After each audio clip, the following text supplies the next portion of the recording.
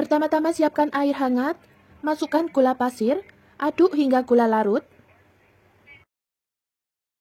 Selanjutnya masukkan ragi instan, aduk lagi, lalu tutup, diamkan selama 5-7 menit atau sampai ragi berbuih.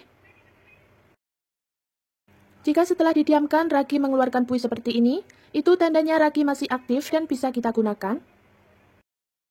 Lanjut siapkan kembali wadah sambil diayak masukkan tepung terigu dan juga baking powder. Oh ya, untuk tepung terigu ini gunakan tepung terigu protein rendah ya teman-teman. Jika sudah, tuang larutan ragi yang tadi kita buat lalu aduk rata.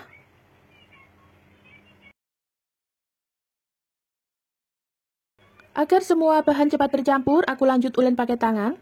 Kita ulen sampai menjadi adonan setengah kali seperti ini. Kemudian tambahkan minyak goreng dan garam. Lalu ulen lagi sampai semua tercampur rata.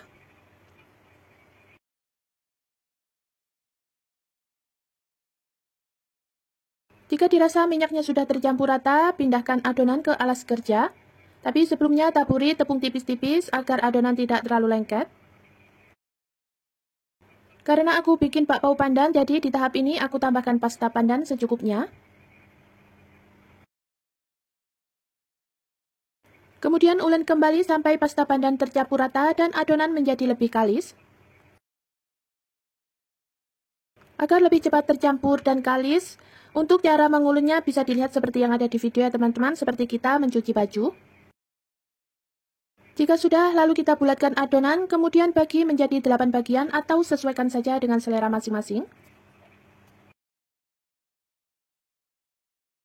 Lanjut kita bulatkan adonan atau kita rounding sampai permukaan mulus. Setelah selesai di rounding semua, ambil satu bagian adonan yang pertama kali kita rounding tadi. Untuk yang lain kita tutup dulu agar bagian atasnya tidak kering.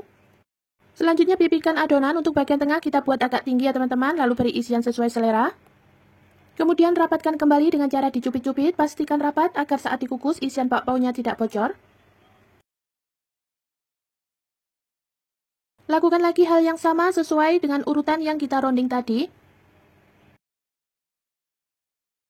Lakukan hingga selesai dan perlu diingat teman-teman, di tahap ini kita harus rapat untuk menguncinya agar isiannya nanti tidak bocor. Jika sudah, kita alasi bakpaonya dengan kertas roti seperti ini. Untuk alasnya ini aku buat sendiri ya teman-teman, aku gunting bentuk bulat.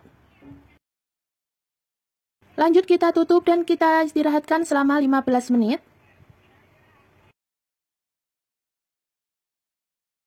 Setelah 15 menit ini adonan bakpaonya siap untuk kita kukus. Kukus bakpao sesuai dengan urutan yang pertama kali kita beri isian. Kukus selama 10 menit, gunakan api kecil. Setelah 10 menit kita matikan api kompornya, tapi jangan dibuka dulu ya teman-teman, kita diamkan selama 3 menit. Setelah didiamkan selama 3 menit, ini kita buka tutupnya dan bisa dilihat bakpaonya sangat mulus dan tidak keriput sama sekali. Dan seperti ini hasilnya, bakpaonya sangat cantik dan juga lembut banget. Pertama kita aktifkan dulu raginya, siapkan 140 ml air hangat, tambahkan 2 sendok makan gula pasir, aduk hingga gula larut. Kemudian tambahkan 1 sendok teh ragi instan, aduk kembali. Lalu ini kita tutup dan kita diamkan selama 5-7 menit atau sampai ragi berbuih. Siapkan kembali wadah sambil disaring, masukkan 25 sendok makan tepung terigu. Untuk takarannya peres ya teman-teman, jangan terlalu munjung. Selanjutnya tambahkan setengah sendok teh baking powder. Oh ya, untuk tepung yang aku gunakan tepung terigu protein rendah atau kunci biru. Setelah disaring ini kita aduk sampai tercampur rata. Kemudian tuang larutan ragi yang kita buat. Jika raginya berbuih seperti ini, itu tandanya ragi masih aktif dan bisa kita gunakan. Tapi kalau raginya sudah tidak mengeluarkan buih, sebaiknya diganti dengan yang baru ya teman-teman. Lanjut kita aduk pakai spatula. Kalau dirasa adonan sudah semakin berat, kita lanjut aduk atau ulen menggunakan tangan.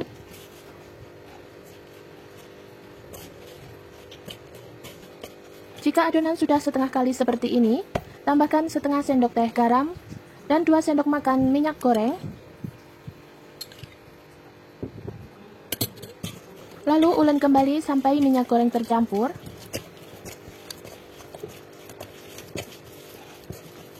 Agar lebih mudah saat mengulen, ini kita pindahkan ke alas kerja, lalu kita ulen sampai adonan lentur dan lembut. Setelah dirasa adonan lebih lentur dan lembut, kita bulatkan adonan. Lalu bagi adonan sesuaikan selera, tapi di sini aku bagi menjadi 8 bagian dengan berat masing-masing sekitar 53 gram. Setelah selesai dibagi, lalu kita rounding, untuk bagian bawah kita rapatkan. Rounding sampai mulus ya teman-teman. Setelah semua selesai di rounding, ambil satu bagian yang pertama kali kita bulatkan tadi. Untuk yang lain kita tutup kain agar tidak mengering. Lanjut kita pipihkan adonan, lalu tambahkan isian seres coklat. Untuk isian ini bebas, sesuaikan saja dengan selera, bisa diganti selai atau yang lain. Lalu bulatkan kembali, tutup rapat agar nanti saat dikukus, isiannya tidak bocor. Setelah selesai diberi isian, kita alasi dengan kertas roti yang sudah digunting bulat atau bisa juga diganti dengan daun pisang. Ini aku akan contohkan sekali lagi. Setelah dipipihkan, tambahkan seres coklat. Setelah diberi isian, lalu kita rapatkan kembali sambil dijepit-jepit seperti ini. Pastikan sudah tertutup rapat agar nanti tidak bocor saat dikukus. Dan lakukan lagi hingga semua selesai. Setelah adonan selesai diisi semua, lalu kita tutup dan kita istirahatkan selama 15 menit. Setelah 15 menit, ini adonannya sudah mengembang dan siap kita kukus. Sebelumnya sudah tak siapin air di kukusan dan ini sudah mendidih. Lalu kita kukus bakpaunya selama 10 menit, gunakan api kecil. Setelah 10 menit, ini kita matikan kompornya, tapi jangan dibuka dulu, kita tunggu lagi selama 3 menit. Dan seperti ini hasilnya, bakpaunya sangat mulus, tidak keriput sama sekali. Terima kasih sudah menonton video hingga selesai, sampai jumpa di video selanjutnya, bye-bye.